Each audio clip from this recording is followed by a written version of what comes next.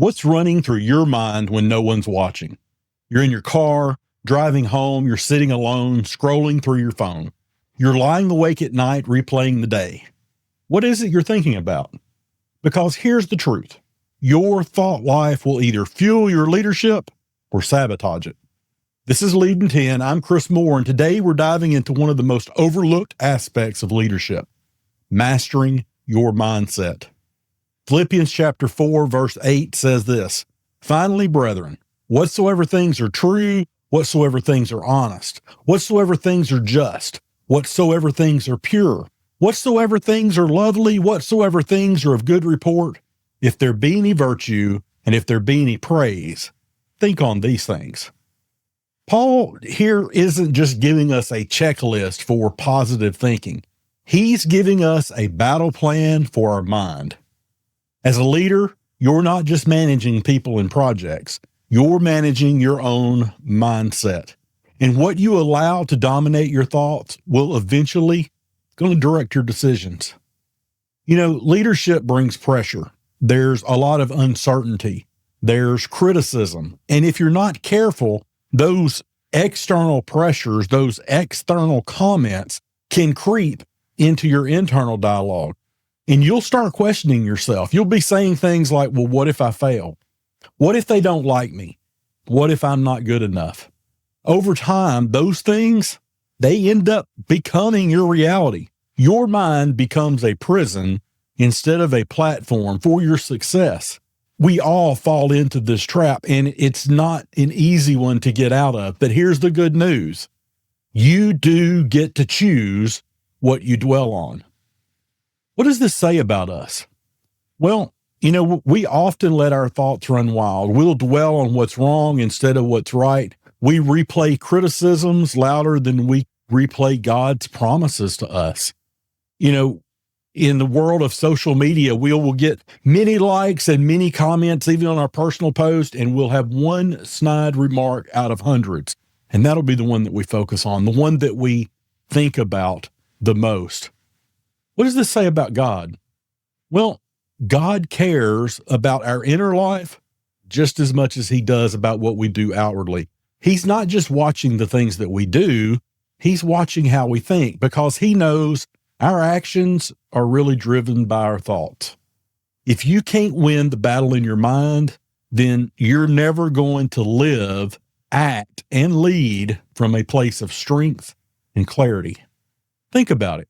What would change in your life if you took every thought captive? If you filtered out every lie through the lens of God's truth?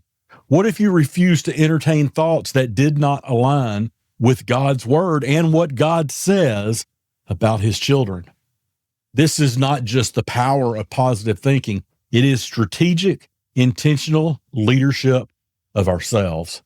Paul gives us this blueprint. He tells us, whatever is true, whatever is honest, whatever is just, whatever is pure, whatever is lovely, whatever is of good report, think on these things.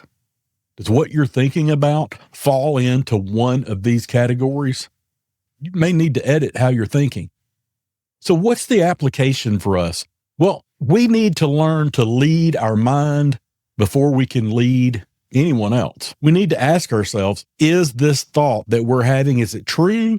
Or is this a lie that I'm beginning to believe?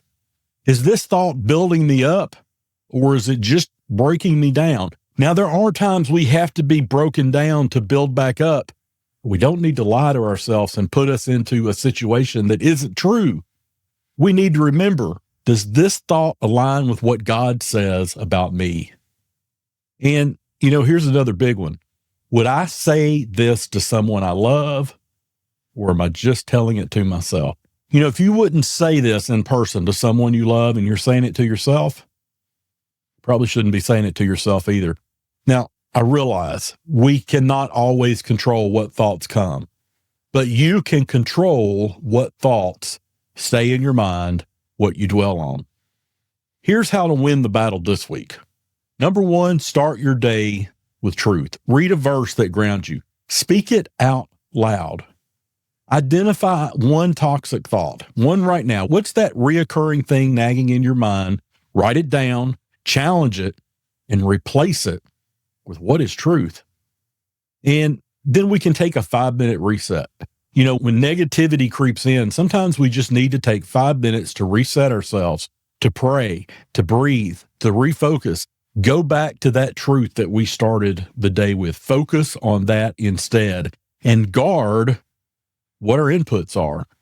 You know, in this world of social media, if you're following accounts that are fueling comparison or negative thoughts about yourself because of what you're seeing in somebody else's fake life, maybe you just need to unfollow that. Maybe you need to disconnect yourself from the news, from influencers, from leaders that are not building you up. And lastly, we should always end our day with gratitude, with thanks. Write down 3 good things that God did today. If nothing else, we should have gratitude towards what God has already done for us, for what he's brought us through, is bringing us through, or is moving us into a new direction. You know, our mindset is not a one-time decision. It's not something that I'm just going to think about this. It's a daily discipline that we have to learn and that we have to make a habit, just like so many other bad habits we get. We need to replace it with a good one. This is a good one. You know, I can remember a time when what was going on in my head was my biggest enemy. I was overthinking everything. I had no confidence in myself. I was replaying every conversation, even conversations from years before in my mind. What could I have done different? What could I have said different? Where would I be now? I was comparing myself to people around me, to every other leader I saw. Right. And even those that I didn't really even know, I'm comparing myself to what I think about them, not what I really knew. And God reminded me this: what you're feeding your mind is shaping your reality. I was beginning to become what I was thinking about. So I knew I had to change the narrative. I had to remake my own story. I started to declare truth over my mind, what I was going to think about, and started filtering my thoughts through what God's word and what God's plan was for me. Over time, I began to feel my confidence come back. And, you know, at times I still struggle with that. And, you know, we may get that confidence, but it's not because your circumstances change. That's not what causes it. Your circumstances aren't changing what's going on in your mind. What changed was my mindset. And as my mindset changed, I began to change. So here's your challenge for today. I want you to think about one reoccurring negative thought that you have, and I want you to replace it with one of God's truths, with what he says about you. I want you to write it down, speak it out loud, and declare it until it takes root. This is who I am in God. What not I am going to be, it is what I am right now, and I'm going to continue to be that. Your mind is a battleground, but God's word can become a battleground of victory, a place that we celebrate our lives, not one where we're held in prison in our own minds. If you want to lead others well, if you want to live a good life, you have to learn to lead yourself first, and that starts in your mind. You don't have to believe everything that crosses your mind. You don't have to entertain every lie that the enemy throws at you. You get to choose. You get to think on things that are true, noble, just, and pure, just what God has called us to be. You get to take every thought captive and make it obey the words of Christ. This is Lead in 10. I'm Chris Moore. It is time for us to get clarity and let our mindset be a platform for us to succeed as God would have us to do, not a prison. I hope this gave you a fresh perspective today. If you would, share this with somebody, with a leader who's been battling negative thoughts, someone that you know has been battling negative thoughts. They need to know that the battle isn't over, that they are not stuck in that they can make a decision, they can make a change. And with God's help, we can become what God intended us to be. I'll see you next time.